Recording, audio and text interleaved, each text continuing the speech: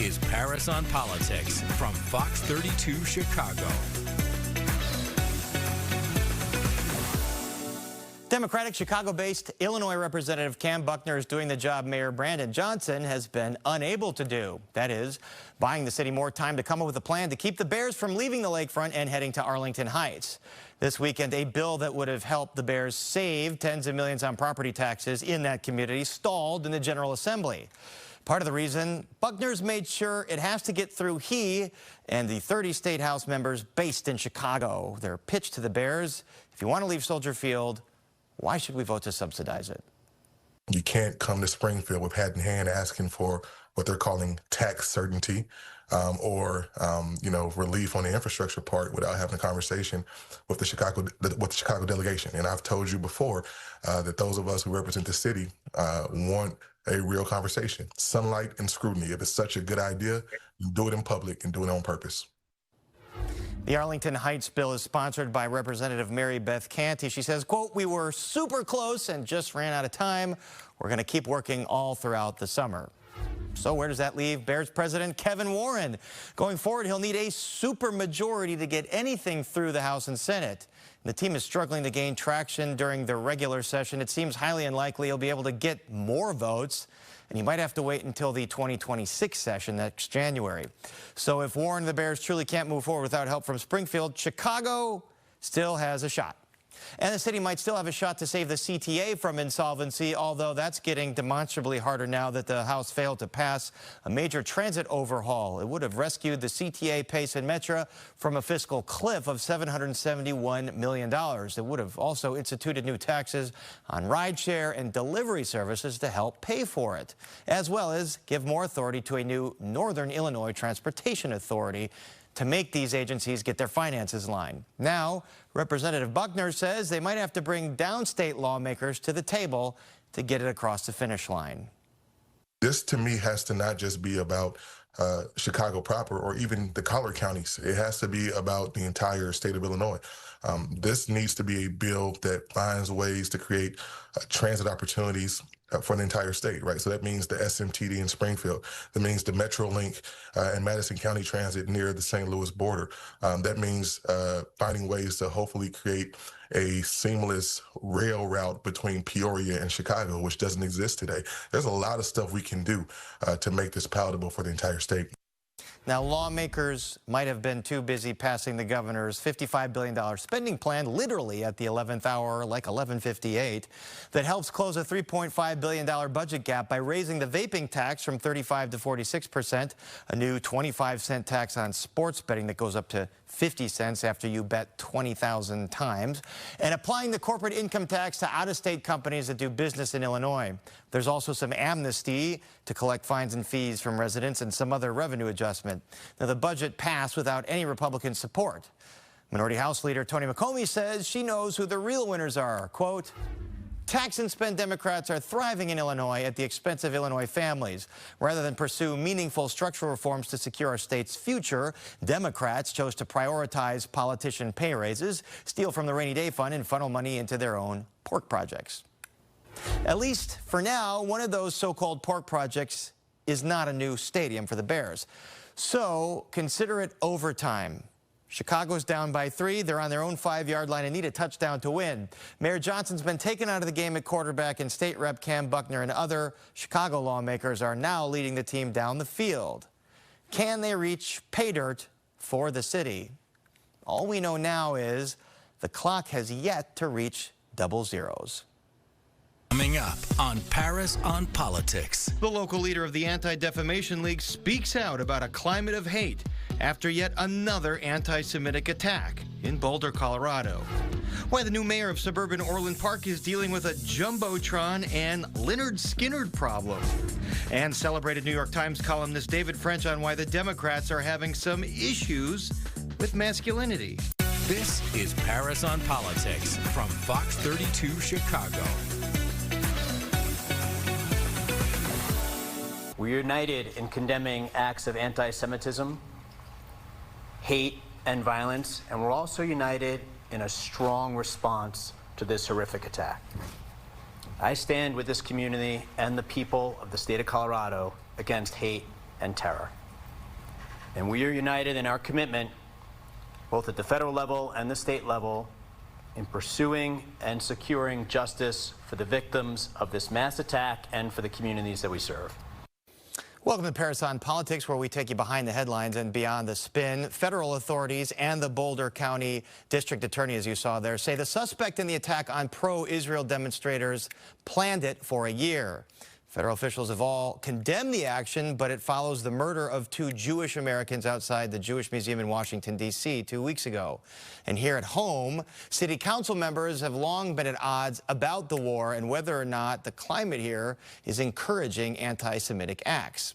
And joining us now is the Anti-Defamation League's Midwest Director, David Goldenberg. David, always good to see you. So put this into context. Is there a documented rise in incidents like what happened in Boulder since October 7th, 2023? There's been a massive increase in acts of harassment, vandalism, and assault targeting members of the Jewish community and Jewish institutions. Here in the state of Illinois, over the last 5 years, we've tracked a more than 630% increase in these acts. And if you think about it, what occurred in Boulder yesterday was actually the 9th act of terrorism targeting members of the Jewish community or Jewish institutions in just the last 11 months. And we see all manner of public officials condemning anti-Semitism, vowing to put a stop to these attacks. Here in Chicago, Mayor Johnson denounced anti-Semitism. City council members that have been sympathetic to the Palestinian cause say they don't support anti-Semitism. They don't support vigilante acts. Are leaders doing enough here locally? No, they're not. And I'm kind of getting tired of the lip service. Frankly, what we have seen here in the city of Chicago is our elected officials and some of our civic leaders who have been fanning the flames of anti-Semitism. They're out there marching in the streets and chanting, calling to globalize the Intifada, which is literally calling for violence against Jews anywhere and everywhere. We have seen that play out in the streets. We've seen increases in vandalism targeting synagogues. We saw an Orthodox Jewish man and his daughter walking to synagogue in Rogers Park who were shot. We saw Jewish students at DePaul who were assaulted simply because they supported Israel. Come speak with me. I'm tired of the lip service that we get from elected officials, from the mayor, from aldermen, and from others. What I want to see is real, actual action. And what that means is calling it out with your political allies. It means not elevating people in City Hall with a history of being hostile toward members of the Jewish community. And it means actually saying not just enough is enough, but actually backing it up with your action. And we know that the mayor has had an issue with folks that he's appointed that have had anti-Semitic statements in their background. Where's the line between freedom of speech and demonstration and then anti-Semitic activity that should be prohibited? Because we see a lot of protests in Chicago. Folks are exercising their First Amendment right. Do we risk violating the Constitution if we crack down on that? Well, let me push back a little bit on the premise here that you can't have one without the other. So let's put things in perspective. First of all, there's nothing anti-Semitic or hate speech related by saying free Palestine or even wearing a keffiyeh. But where it becomes actually, where it crosses the line is where you are inciting violence. Free speech comes with a cost, right? And it also comes with immense responsibility. ADL, for example, tracked over 5,000 anti-Israel protests in the last calendar year. Less than half of them that we consider having any type of anti-Semitism occurring in there. So when you're calling for violence against Jews by calling to globalize the Intifada, this is what happens. You see violence. You see 2 Jewish individuals coming out of a Jewish museum in a Jewish Heritage History Month who are shot and murdered on the streets. Right? You see Jewish youth who are assaulted in places like London that occurred this past week. You have those types of things that are occurring. So if we find no acts of anti-Semitism in more than half of the anti-Israel protests that occurred in the United States in the last year, don't tell me you can't have a protest that is peaceful, that also is not inciting violence. And maybe it's on those leaders to make sure that the chanting and the speech sticks with their cause of a ceasefire and protecting Palestine. But let me ask you this. One of those groups, CARE, the Council for American Islamic Relations, they had a very controversial response to the killings of the embassy workers in D.C. They say, quote, "We stand squarely against vigilante violence, yes, even against those who are complicit in genocide." When you hear reactions like that, what goes through your mind? It's offensive and it's disingenuous. At the end of the day, what you can say is we are against violence against Jews anywhere and everywhere where they are being targeted because of their religion or because of their beliefs, right? Full stop. The fact that you get into linguistic contortionism and have a but or a caveat suggests that it's a little bit disingenuous and speaking with a little code. All right, David Goldenberg of the ADL, Scary Climate Right Now. Thanks for joining us. Thanks, Paris. Jumbotrons and Lynyrd Skynyrd. These are two of the issues facing the brand new mayor of suburban Orland Park. Mayor Jim Dodge took over from controversial Republican Keith Pekow and says he has quite a cleanup project on his hands, starting with a massive concert band shell Pekow authorized in the town's Centennial Park that is spending $300,000 to host Lynyrd Skynyrd.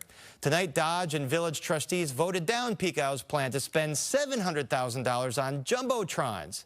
We sat down earlier today with Dodge at Orland Park's Blissful Banana Cafe.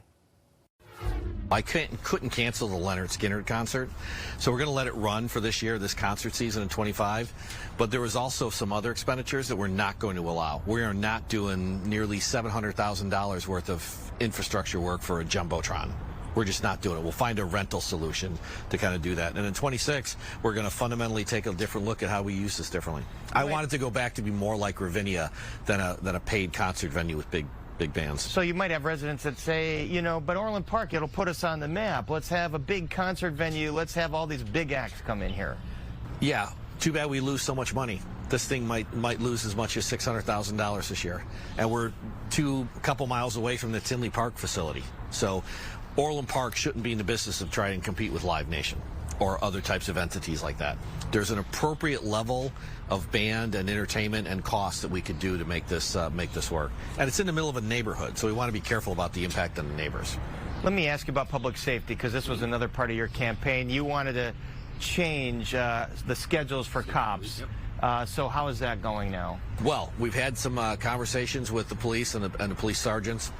And we're looking closely at how to implement 3 12-hour shifts, because that's a big issue for our police officers. Quality of life, recruiting, just all those things that they wanted. So we're in process to talk it through with the unions and hopefully get it adopted. We think we can get that done this year.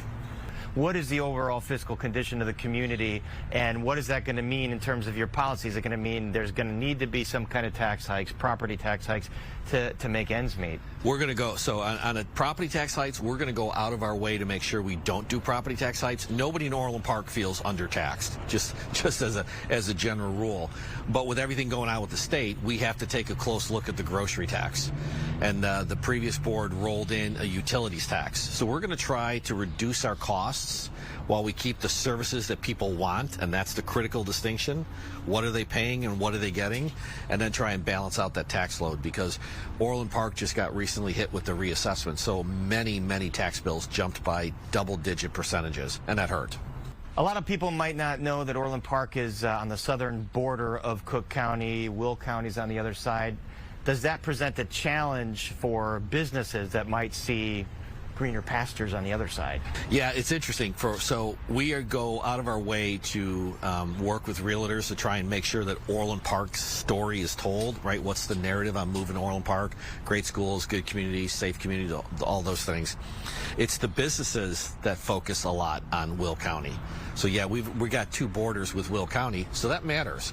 If you're a suburban Cook County community and you're near one of the collar counties, you are at a strategic competitive disadvantage for taxes on businesses. Residential's not that differential, so we think we've got a better service level for the money you pay between the municipality and the schools in Orland Park. But if you could move your restaurant 2 miles down the road and save $50,000 a year in property taxes, you're going to take a close look at that. So that impacts our development. As you know, the Illinois General Assembly was considering a major transit overhaul. It failed. Orland Park obviously is served by Metro. What is your view of this situation as mayor? Well, I think that they're going to have to fix this sooner or later, right? Because the Southwest comes right through town. Many people in Orland, I used to take the Rock Island, which kind of runs over in Tinley, so it's easy to get to. Being able to get Orland families and workers into the downtown central business district for employment matters a lot to the health of the community. And you see the pace buses running up and down here on LaGrange Road. So this is a big issue. So I hope the state legislature and all of the agencies can figure this out so it's fairer, it's better funded, and really actually delivers value. David French is a prominent New York Times columnist who's been documenting the split in the evangelical church between conservative support of Trump and MAGA and traditional Christian values of loving thy neighbor. Most recently, he wrote a column entitled, quote, "The Democrats' $20 million man problem," on why the blue team has struggled to win over the male vote, especially white males. And David French joins us now to talk about all of these things and more. David French, welcome to Chicago. You're a new Chicago resident from Tennessee. It's great to have you. Brand new. I'm a 10 days old Chicagoan, and we're loving it so far. All right. Well, let's see if that lasts. You wrote, quote, "You can't write a history of the manosphere without acknowledging that it was a response to a genuine crisis." The manosphere, these podcasts that really appeal to males. So what is the crisis you're referring to? Yeah, the crisis is, if you look at men, young men in general, we're not talking about the sort of the tip of the spear top achievers, but in general, they're falling behind women academically. They have far more disciplinary problems. They have far more mental health problems.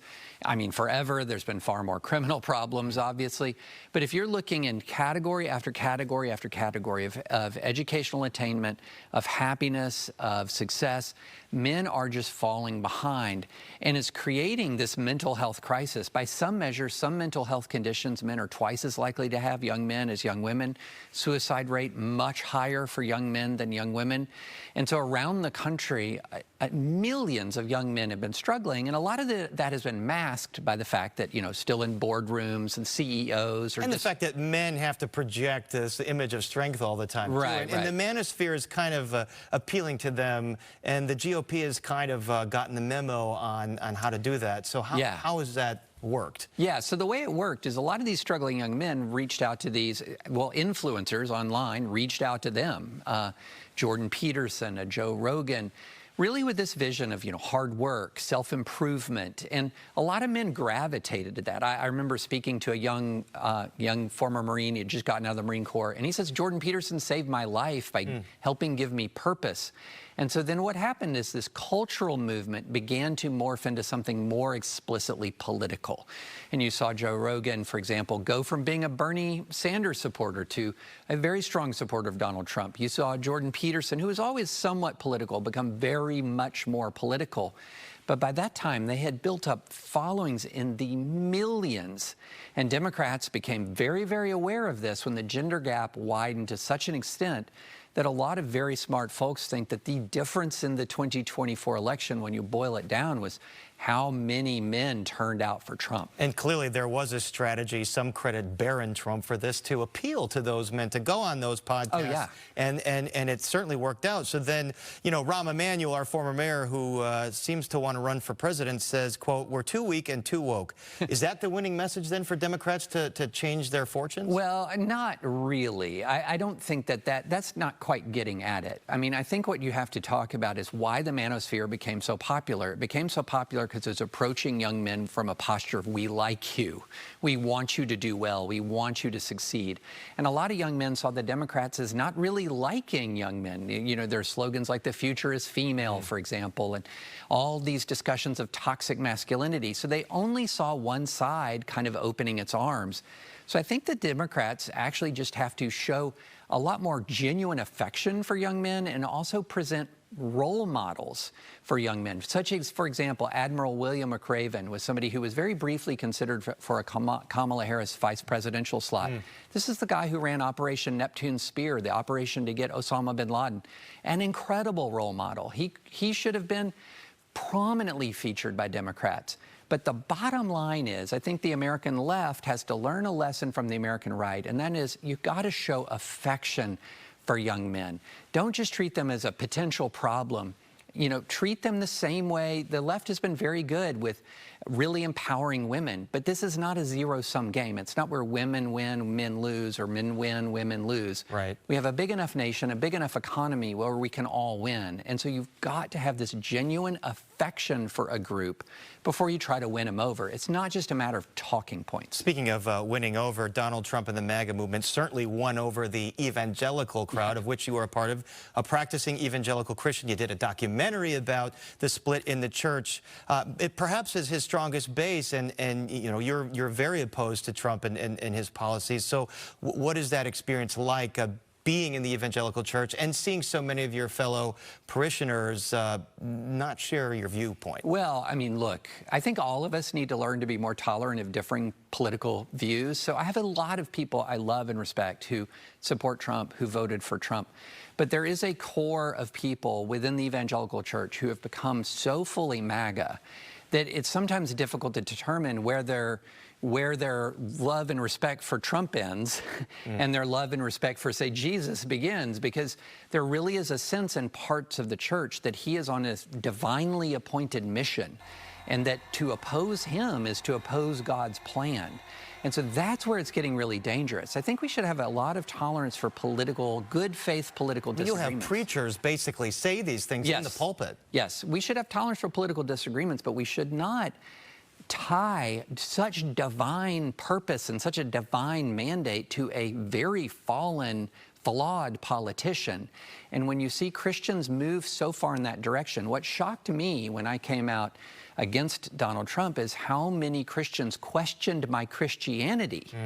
Now, I find Based on what, though? What is it about not supporting Trump as unchristian to them? Well, you know, throughout a lot of the right, especially the far right, has been spending years and years telling evangelicals that Democrats are evil. And there are even this term democrats that some people in the far right will use. And so the fact that Donald Trump is opposed to these people covers up all of the other sins. It's almost like he's baptized in the waters of Republican politics and comes out pure and clean as long as he's opposed to Democrats. And I just completely reject that notion. I'm old enough to remember in 1998, for example, when Bill Clinton had an affair in the Oval Office, lied about it under oath. Christians were saying character matters. Even when there's peace, even when there's prosperity, character matters. And now there was polling right before the 2016 election that said that evangelicals were the group of Americans least likely to say character matters. What changed? Well, Donald Trump. Donald Trump is changing the church often more than the church is changing Donald Trump. And that's a scary proposition. When you follow a person and you change so many of your values, I mean, the word cult has been thrown around. I don't want to use that word, but I mean, this is what it sounds like you're describing to me. And what about some of the policies, you know, attacking immigrants? What would Jesus say about, you know, throwing folks that are seeking a better life out of the country or into jails, incarcerated in other countries? Getting rid of USAID and folks that around the world that rely on those. How do Christians reconcile those kinds of things with the message of Jesus? Well, they're not really, is the bottom line. And just to symbolize how much things have changed, PEPFAR, for example, one of the greatest things this country has done, empowered by Christian President George W. Bush, supported by evangelical Christians who are saying this is an expression of who we want to be, supporting the most vulnerable people around the world. Then Trump comes along and devastates PEPFAR. And many people cheering were Christians. Right. He defunds Christian relief agencies, and many people cheering. Ronald Reagan was a huge proponent of USAID. Right, and many Christians are cheering this now. This is a giant change, and a lot of it is rooted in all of this animosity towards the left, animosity against Democrats. And so anything that makes Democrats upset, all too many Republicans just cheer. All right, David French, New York Times columnist. So much to talk to you about. Hope to have you again. Welcome to Chicago.